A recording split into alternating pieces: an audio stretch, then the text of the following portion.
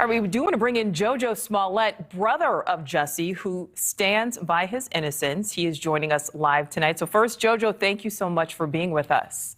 Well, thank you. Good evening. Good evening to you. All right, we want to start with the obvious question here. Do you believe your brother, Jussie, is telling the truth? Yes, I believe my brother, and I've always believed my brother. And if you look at what he's always said, he's never deviated. His story has never deviated or changed form. And I think that the courage that he shows in his testimony is actually the truth. And in that we see the evidence, and in that we see the truth. And, you know, it negates all the mistruths that have been spewed out through the social media and the mass media, unfortunately, over the past almost 3 years. It's been a very difficult ordeal for Jussie and my entire family. And I think he defeats the motive that they tried to suggest through his testimony. I can't get into the details of his testimony, but I just know that everything's coming to light right now. And I think that the jury and the general public will soon feel very comfortable and confident in saying they know the whole truth, that he's completely innocent.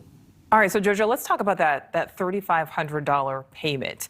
So Jussie maintains that it was for nutritional supplements, for the workouts. The brothers say it was compensation to take part in this alleged incident. Can you give us any insight into the circumstances of that money, that payment? I can't get into the details of the case, and I'm not going to litigate anything. I'm not part of his legal team. But I can say, just do the math, folks. Use some logic. I mean, America's dumbest criminals possibly. There's no one that would conceivably think that $3,500 in the form of a check would be for anything other than what he said it was for. I mean, and celebrities actually pay fitness trainers all the time. Nothing unusual about it. And JoJo, I know there's only so much, obviously, that you can tell us, but we know, Jussie took the stand today. He testified in his defense. Does he feel good about how that testimony went? Do you feel good? Does the family feel good about that? No, I didn't get a chance to talk to Jussie about his testimony yet, but I can tell you from a layman just watching it, I was very convinced, and I was thoroughly convinced, and I've known this the whole time. But, the problem is that we have suffered from a sort of character assassination, and a lot of the truth was not able to be brought to light until this moment.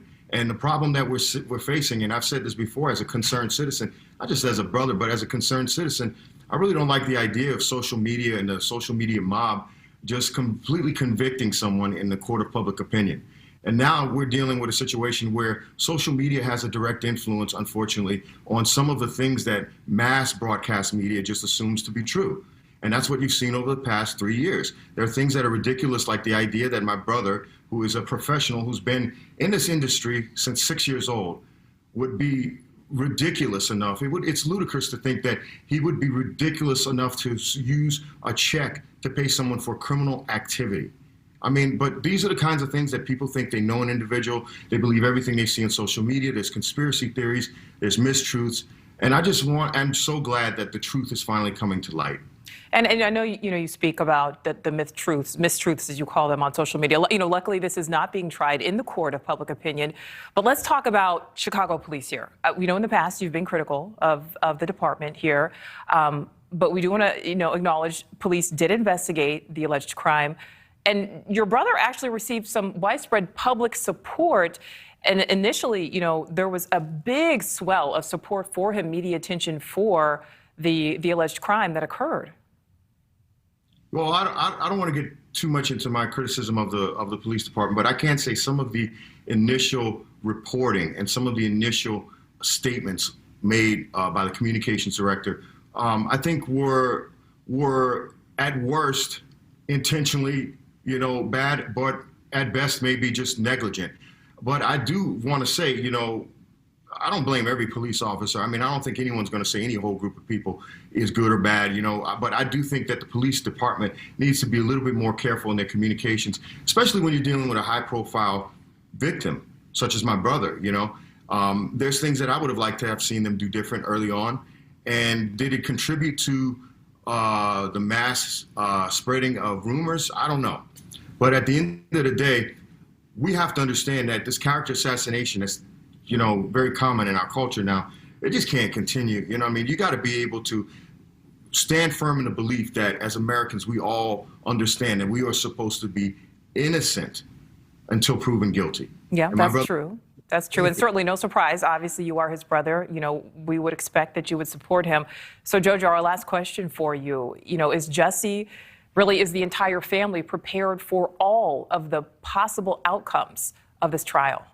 Yeah, definitely. I mean, we're adults. We understand that, you know, it's the criminal justice system is an adversarial system. One side's going to be happy, one side's not. And I'm not naive enough to think that everyone's going to instantaneously come to see things on our way. But I just really hope that people with an open mind can look at the facts. If you look at the evidence, you know, this case was originally dropped. The charges were originally dropped, right, by the prosecutor's office.